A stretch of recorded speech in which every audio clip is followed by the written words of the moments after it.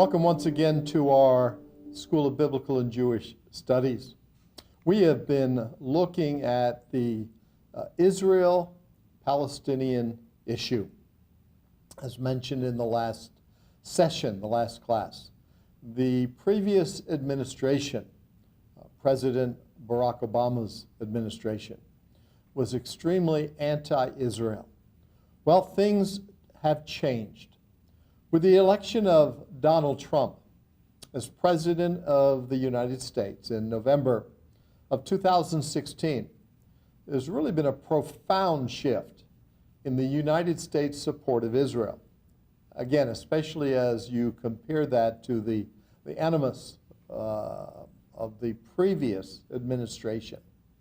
Now, we can see this in at least two important decisions President Trump has made concerning the Israel-Palestinian issue. Number one, concerning Jerusalem. On December 6, 2017, Donald Trump recognized the United States' recognition of Jerusalem as the capital of Israel. In May of 2018, actually on May 14th, 2018, he followed through, and the U.S. Embassy was officially opened in Jerusalem. I don't think this was coincidental, the choosing of this particular date, because it was 70 years earlier, on May 14th, 1948, when Israel was born as a nation. The second area is the area of Palestinian refugees. And where Trump is heading, President Trump is heading in regards to the refugee question. The Trump administration is prepared, and this is a very recent report, August of 2018, is prepared to announce a new policy that effectively cancels the so-called right of return for Palestinians. Now, this has been a major sticking point in the peace process. If you remember from our earlier studies, there were as many as 800,000, some say only 400,000, and somewhere between those numbers, of refugees, Palestinian refugees. But what has ended up happening is the UN has just increased that number by accepting as refugees, children and grandchildren, and on down the line. Well, according to Israel's Channel 2, and again, they were reporting August of 2018, the policy relates to both the refugees themselves and UNRWA, UNRWA, the UN agency that serves them. Channel 2 reports that the Trump administration's plan to solve the issue will be announced at the beginning of September of 2018 and will have several stages. According to Channel 2, the Israeli government sees the plan as a, quote, historic step, close quote, on par with Trump's decision to recognize Jerusalem as Israel's capital and move the U.S. Embassy there. Certainly that was a major move, something that the previous three presidents, President Obama, President Bush, President Clinton, should have done, but didn't have the courage to do. President Trump did.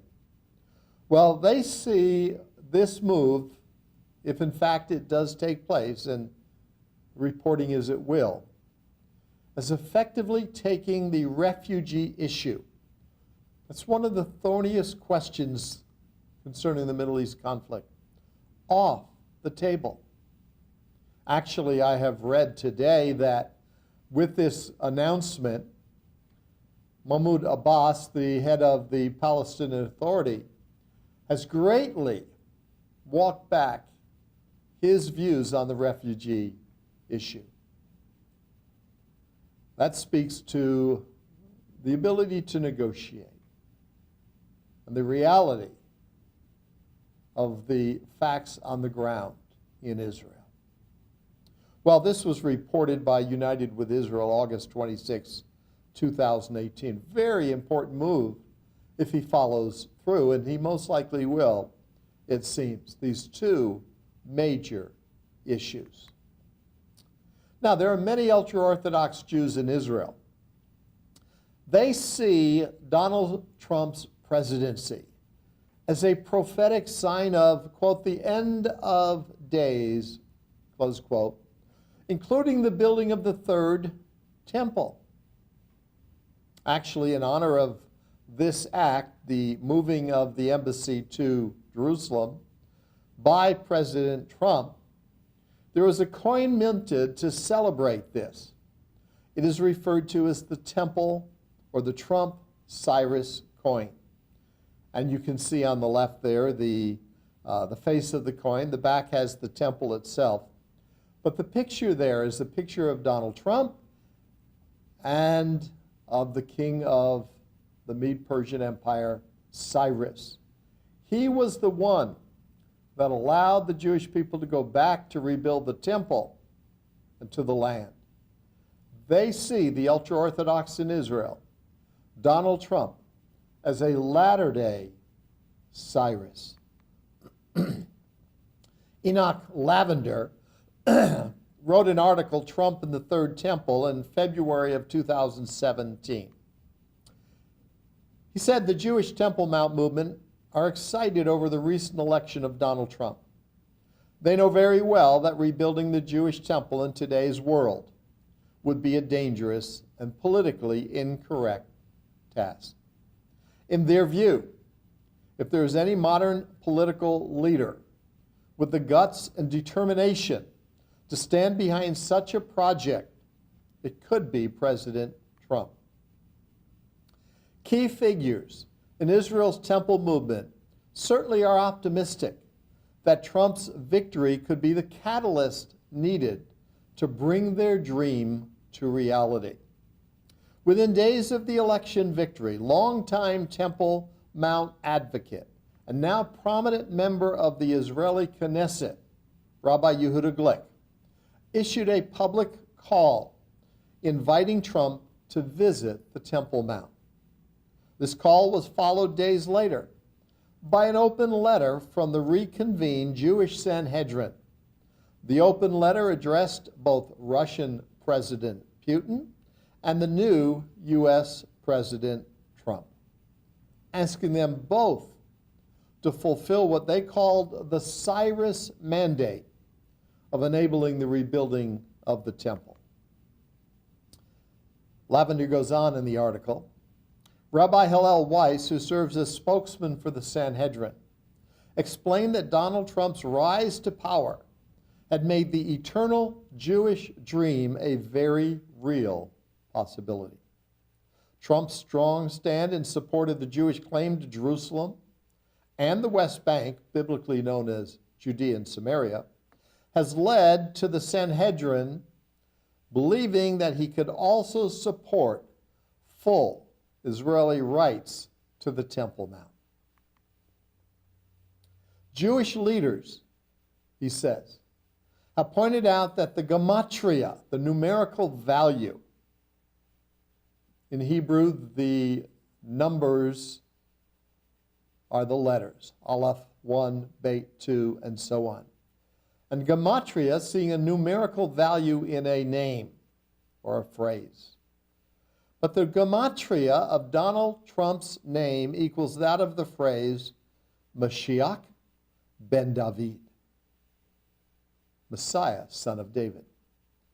Now, these same rabbis are quick to point out that they do not believe that Trump is the Messiah, just as well, the writer comments. But they see in this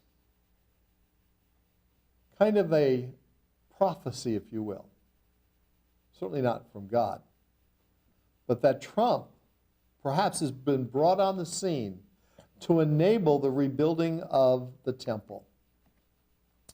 It is interesting, Lavender goes on, in this context, to also consider Michael Snyder's calculations that Trump was born 700 days before Israel became a nation, won the election on Prime Minister Netanyahu's 7th year, 7th month, and 7th day in office, and served his first full day in the White House at the age of 70 years, 7 months, and 7 days old.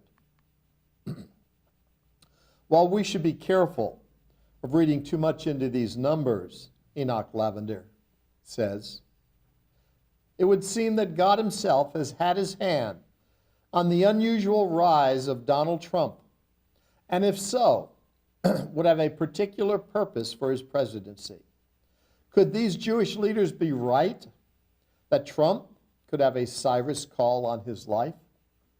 Well, what we see developing with the ascendancy of Donald Trump to the presidency of the United States is a love for Israel, a heart for the Jewish people, one who is now realistically looking at the Israel-Palestinian issue. What are the facts? And operating, acting on the facts as they are, not as the dreams of the liberals are, nor as the machinations of the Palestinian Authority, the PLO, who have forever and still do want to destroy Israel. No, he is acting based on historical reality. Finally, there's a president that we have doing this.